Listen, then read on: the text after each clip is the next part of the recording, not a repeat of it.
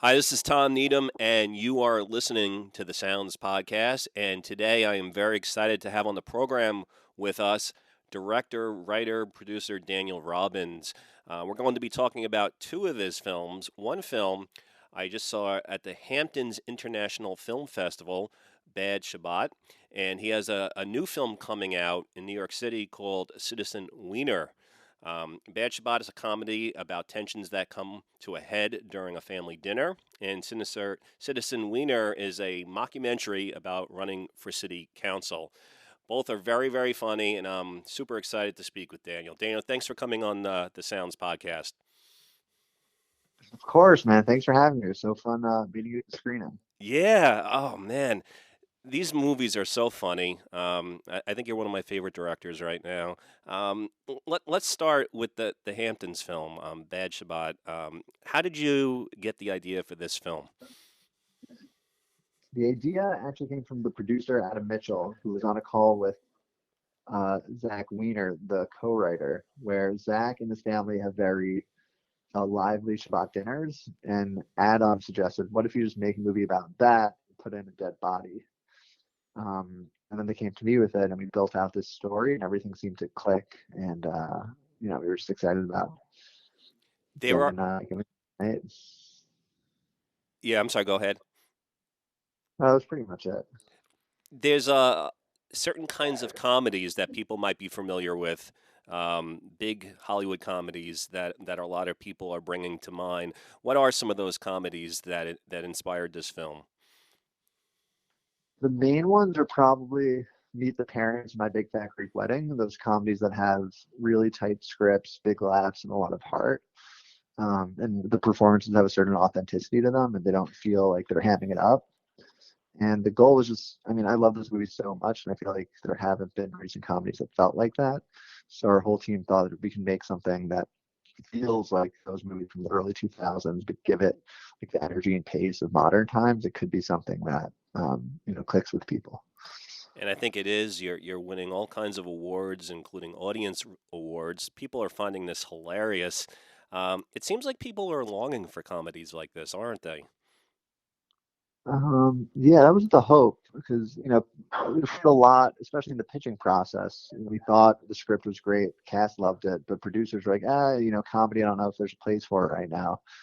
But I think if there's no horror, there's no comedy. That's an opportunity. It's not a signal. That means people don't want it.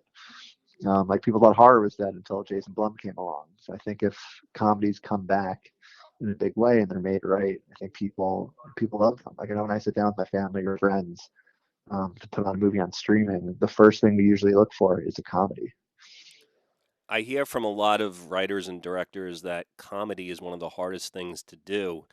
And just from watching two of your films back to back, it seems like you have a very good sense of timing, a good sense of comedy. What are the key elements to comedy to you? Um, well, thank you. I think the key things are the biggest is performance, that you need the actors to be 10 out of 10 and unbelievable because they have to be convincing, and they also have to get the timing right, which is really tough to do. So usually if an actor can do comedy, it means they can do drama, but actors who can do drama can't always do comedy. And then the second part of the equation is just a relentless approach to writing and editing, where we went through probably 45 revisions of the script. And then in editing, I host test screenings pretty much myself, where we gather a small audience together in the city and we just test which jokes are working, which aren't, and then have a Google survey to ask them questions after. And it's just about really refining it over time. And whenever you hear a story of a great comedy, that's usually part of it, whether it's Airplane going around to colleges to test it out or, other similar films. But without going through the audience, you can't really know what's funny. You mentioned having good actors. You have some incredible actors, a really great cast. Can you tell us a little bit some of the people that you worked with and who some of our listeners are going to see if they go out and see this film? Our Bad Shabbos has Kyra Sedgwick, David Paymer, John Bass, Milana Weintraub, Ash Zuckerman, Cliff Method Man Smith, Megan Leathers, Theo Tablets, Catherine Curtin, John Bedford Lloyd. Josh Mostel came in for a short cameo.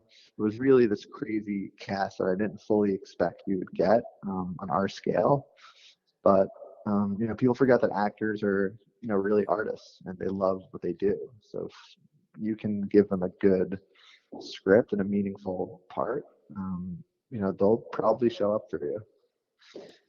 And the setting plays an important role in this film. Tell us about where this movie was shot. The movie was shot in a real apartment on 81st Street, and it sounds nice as a young director being like, oh yeah, we want authenticity, we're going to film in a real apartment. But then once you actually do it, you realize how insane it is. Where we shot on the 16th floor in a New York City apartment, so that means we can't take out walls. We could barely even touch the walls because it's an expensive apartment, so we couldn't put nails in the wall. And every person and item had to be transported through one service elevator, 16 floors. So it was a logistical nightmare. But it does lend a certain authenticity to the film that I think helps it work. And I guess it's another rule of comedy that I didn't mention before is that with horror, the more you like the characters or believe the situation, the scarier it is. And I think it's the same with comedy, that the more you can believe the reality that's in front of you, the funnier it gets. And of course, one of the things that's really funny about this movie, and it takes skill to pull this off. And I was thinking about Seinfeld, the original series, and even Curb Your Enthusiasm, was that there's, I don't want to give away too much, but it's kind of the premise of the movie. Something very bad happens in this apartment, and everyone in this family gets implicated in a way for being responsible in one way or another for what happened. And yet, um, you still like the characters. And I was wondering, how did you find that balance where maybe people might perceive what they're doing to be sort of horrible, but at the same time, you're kind of rooting for them and you like them? Um, oh, sorry, one second. Oh, sorry, I was just helping someone out. All right, take care. That was a tricky thing, but I think it's a combination of just great acting and getting the writing right, that there's some argument to make for the character. Where as long as an audience can understand the character, then it's not that they'll like them, but they'll accept them and root for them. Um, so like there's a couple of characters in this that do questionable things, but we really made an effort to make it work. An actor went really far away with that. There is a religious holiday being celebrated in the film, and I was wondering how important was it to have the details right? Very important because it plays into that idea of the more realistic it is, the funnier it is, and then also I come from a Jewish background, and it seems like whenever Judaism is portrayed in film, it's usually either a very shallow portrayal, where it just treats it as a light joke, or it's a really intense one of like the Hasidic world where everyone's wearing black and white. And they're generally negative depictions, and we really want to show more positive depiction of religion, where not just Judaism, but religion in general could add, it's a framework to life that could add meaning and beauty. And we thought if we can show that authentically, it's a more nuanced portrayal than just saying like, oh, religion is something that's negative, it has to be escaped. And it seems like people are connecting with that. Absolutely. Um, what was the part of making this film that you enjoyed the most? It's always being on set, um, especially this set, that every member of the crew, like the DP Matt Clegg became a really close friend, our AD Tess Ray, and just hanging out. And also the actors became close friends at the end of this because we were all in that small space. So just coming to set every day, figuring out how to make the scenes as good as we can possibly make them. And it wasn't just me like sitting thinking alone, but it was everyone kind of discussing it and coming up with some pretty good stuff. It seems like you have. Are there friends of yours who have been working on your movies together with you? Yeah, that it's almost impossible to do this alone.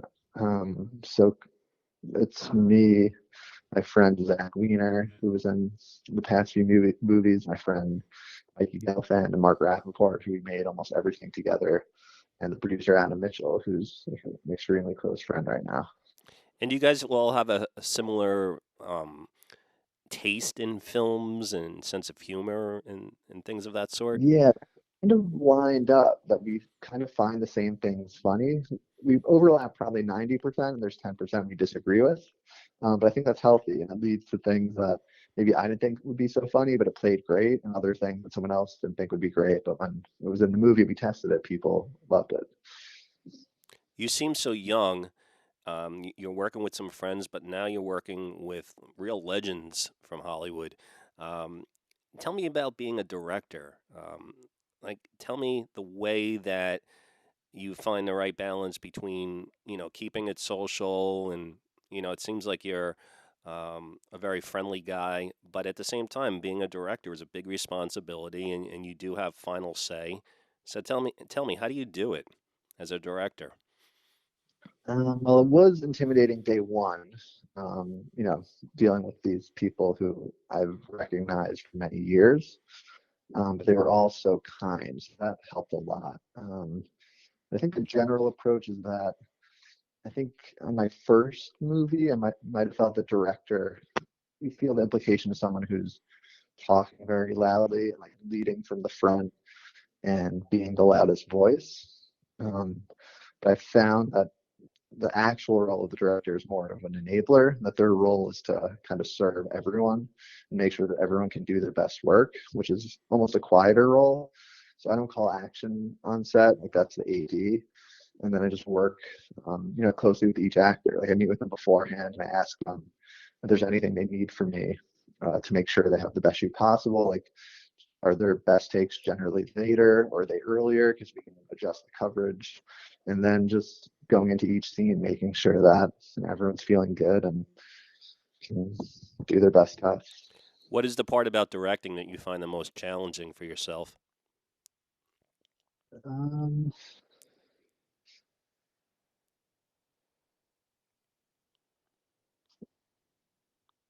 Probably time, especially on a low budget, that you can never make the ideal exact thing that you had in mind. So you have to constantly adjust and make the calculation of how much time is left and how much you have to get done and what's the best path to get this done. Where you have your day planned, but usually by lunch, it's clear you're not going to make that plan.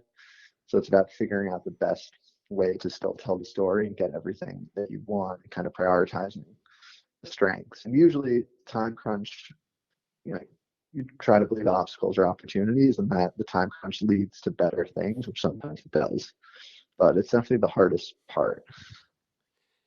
With the success that you've had at these film festivals, I could only imagine that this film, I know you've done a lot of other things, but this film must be opening up all kinds of doors for you. Have you had a lot of opportunities come about through the success of this film? Um, Nothing yet, but the hope is that we could keep making comedies after this. Because maybe when it comes out, it will get a little more attention. But there's comedies aren't being made, and me and my friends just really want to, you know, get them going. I think those offers are going to come. This film is going to be huge when people start to watch it. Where are people going to be able to see this this movie? Do you hope to get it onto streaming services or in theaters still? Yeah, well, you were there in the Hamptons, so you saw how much fun it is in a theater. Yeah. So partner with this distributor Menemsho, who's really committed to theatrical for this, and they're going to put it out in Florida in December, and then out of there, expand to a few other cities in the country. So it's like New York, LA, Dallas, Chicago, a few others. And then at the end of that run, it would go on streaming. So that's probably not until like late summer of next year. Wow. But comedies are just so much fun. It's like seeing a stand-up on your Yeah. screen or going to a show. It's so much more fun when you're surrounded by people. And I have to say, like, because I go to festivals a bit, it's nice to see a good comedy at a festival. Like, you don't really think about it too much, but there's a lot of heavy material at festivals, and your film was so refreshing. Like, when it's put into the mix with all the other things. I mean, the other stuff was great too, but it was so enjoyable. I want to talk a little bit about you. You have a new film that's about to come out, and it's also just hilarious. Tell me a little bit about your latest movie. Thank you for watching it. I didn't fully expect that you would. Oh yeah, I loved it actually. This one has taken like 3.5 years to make, which you could probably assume from watching it. But the premise behind the film was Zach, who's actually the co-writer of Bad Shabbos. The idea was that we would make a movie about running for city council while he actually runs for city council in real life, which is, blurs the lines between reality and fiction, which we felt was very true to the nature of politics. And we ran this 10 months long campaign. We had 101 shoot days. And I don't want to spoil anything, but the idea was that right up until the lead up to the election, that a certain scandal would break on Zach. He'd have to recover from it. And we hoped the scandal might reach the New York Post, but it ended up getting on CBS News, Colbert, Fox News, Seth Meyers, and it really exploded in this big way. And the movie kind of lets you know what exactly is real and what's fake in this whole thing. Well, that's the part that's kind of fun, trying to figure out what is real and what isn't. But just to be straight, he really did actually run, right? Yes, he was on the ballot Okay. and got 1,000 votes. And it is being called a mockumentary, though. So if he really did run and you really did cover it, why is it being called a mockumentary? That's a good question. We've discussed both ways. We call it internally a reality movie because documentary suggests it's real, mockumentary suggests it's fake. But a reality movie is kind of like reality TV, where in reality TV, everything that happens in the show happens in the real world, but it's kind of nudged narrative, like people are pulling the strings. So this was like a reality movie where it all did happen in real life, but we were kind of nudging the narrative along. So I don't know how much you want to give away or not give away. You mentioned the incident, so I won't say what the incident is that happens in the campaign. But as you said, this thing that happens ends up getting reported in the news and even makes it to late night television. Um, were they at late night television in on the joke, or were they just covering it because it was a funny incident that they thought really just happened for real? Well, I wish I had those type of connections, but the only way they would cover it is they thought this was a real thing, which it was. It was Yeah. in real life a thing. The only thing that wasn't real might have been the intention behind it. And if someone goes to citizenleader.com, they could learn where they can see it. It comes out October 22nd. So it's like in a week. So one of the things that's just fantastic about this movie is anyone who's interested in politics, you really reveal in a very funny way. So it's very entertaining that politics, even in New York City, is more accessible and doable than people may realize. Can you tell us a little bit about what you learned in making this movie about politics? Yeah, definitely. That was the main spiritual goal of the film was to just demystify running for local politics. Where this was a time when it felt like you know everyone was focused on national politics, and whoever was the president was going to determine the future. But then we learned that people can make a much bigger difference in local politics. That's like police budget, school budget, um, things closer to your lives. And running for local office is actually really easy. And Joe, the campaign manager, who's an actor, was able to figure it out just by himself. And we just ran with a budget of $5,000 and made a pretty big impact. It's So incredible. hopefully someone will watch this and realize how easy it is, and maybe with better ideas they can run and win. So, on one hand, one might think that you are, making fun of the political process, and yet, sort of like in your other movie, there's heart there. Like, in the first film, we there's a real family dynamic. Even when bad things are happening and you're poking kind of fun at things, there is still some, good feelings. And in this movie too, um, in the campaign, it seems that these valuable things from the community are being presented, and it seems like legitimately, it seems genuine. Can you tell us about some of the positive things that are brought up in this campaign? Yeah, Zach and Joe. So Zach is the candidate, Joe the campaign manager, and their saying throughout the campaign was, "It's funny, but it's not a joke." Where they genuinely met with people and constituents and tried to come up with the best ideas to help their community. And the main one they came up with was filling storefronts, building community. That a lot of vacant storefronts are on the Upper West Side, Right. and by filling them, it kind of just energizes the community and helps people meet and bump into each other, and generally lends to a better environment. So that mixed with financial literacy for people in school seem to be the two issues that they targeted the most. And they're also bipartisan issues that I feel like people on both sides supported. Um, so that also helped not, cause any controversy. One of the things that I thought you did really well was that, I don't know, you could run the danger, I think, if you were doing this just as a goof, of almost coming across as a little mean spirited to some of the people, like the other candidates who were running or other people that you interacted with in the making of this film, and yet it never comes across that way. That's so nice. How did you strike that balance of, kind of faking people out, but at the same time being genuine enough, that it never comes across as disrespectful in any way? Like, I don't know. I think it's remarkable what you did. Oh, nice. Well, I'm so glad to hear that, because that was the goal when we started out. That we're inspired by comedies like Borat and Nathan for You. Just one difference in this film is that in Borat and Nathan for You, they're generally pranking the people on camera.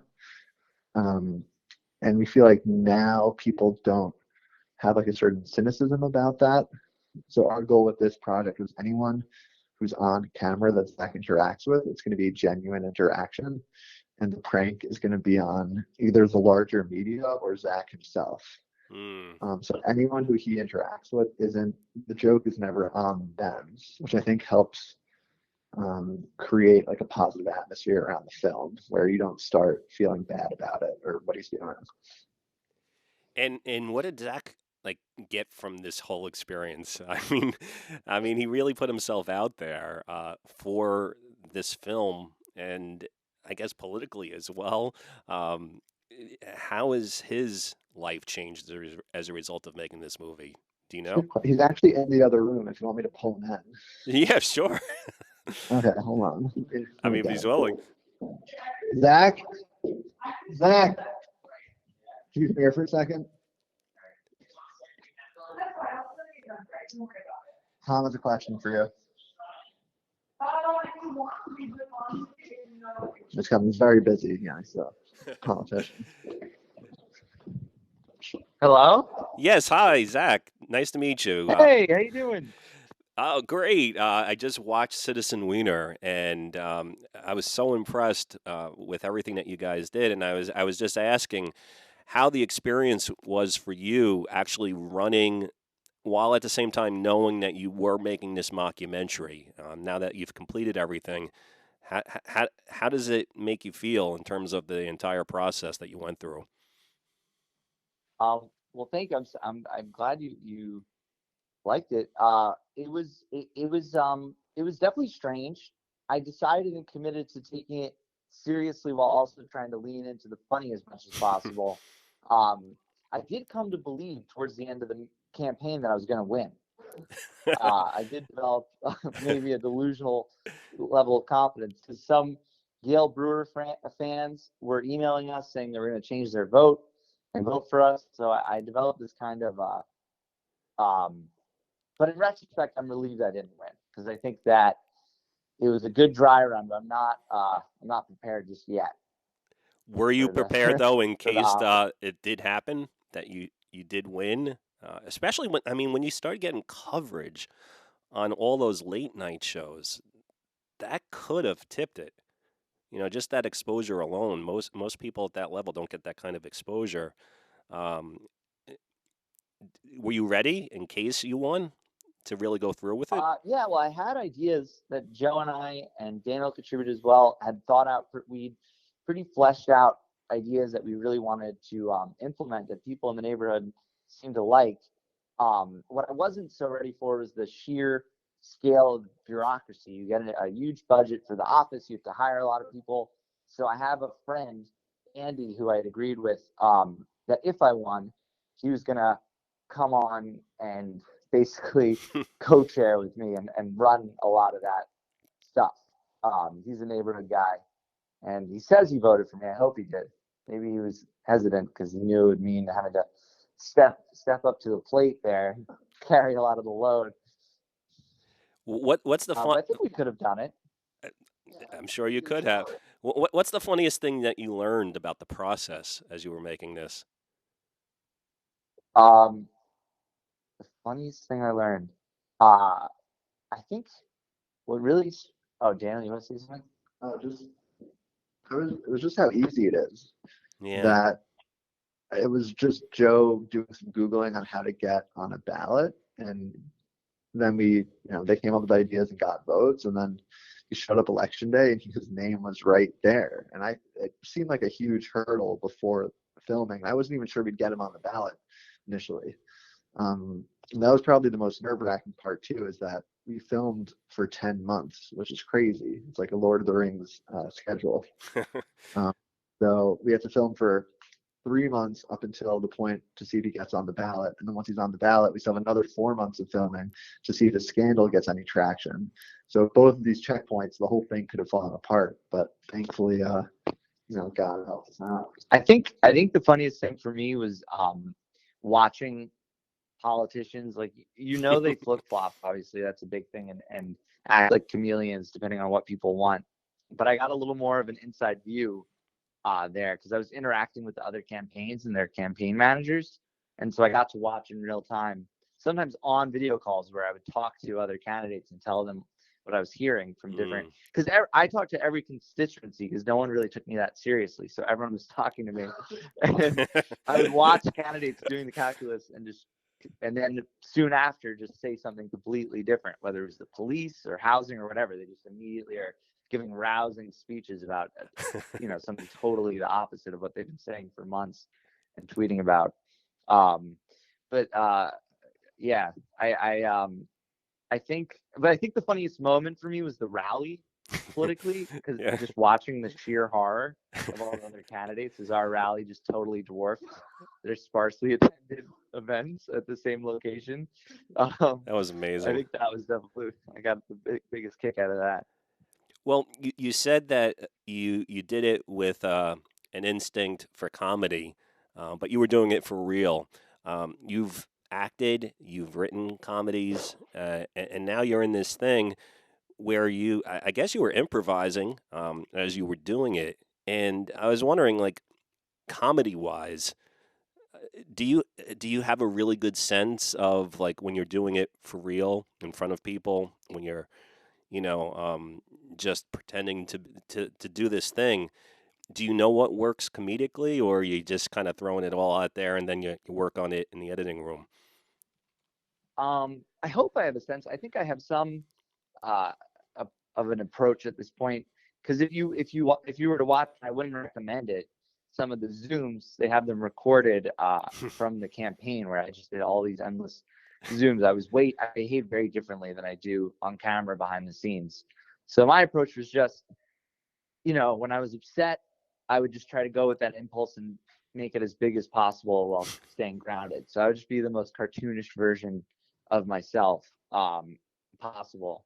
And Daniel taught me this really smart thing that I'm gonna mangle that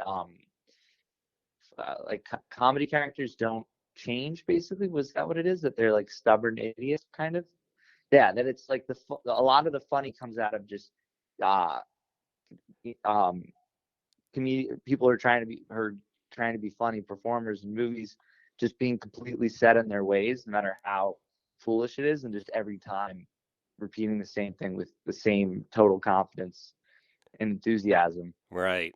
So that was something I tried to bring to the improv too, is behind the scenes with the other staffers, just being, this completely confident or completely distraught political force. Whatever felt natural, felt appropriate. Well, I think you were brilliant and super hilarious, and I want to thank you for jumping on right now. It's such a pleasure so much for to saying meet that. you. I really enjoyed it, and I can't wait to see what you're going to be doing next. I guess we're gonna have to wrap this up, but is Daniel still there, or Daniel? Yes. So Daniel, tell us where everyone can see this new movie, Citizen Weiner.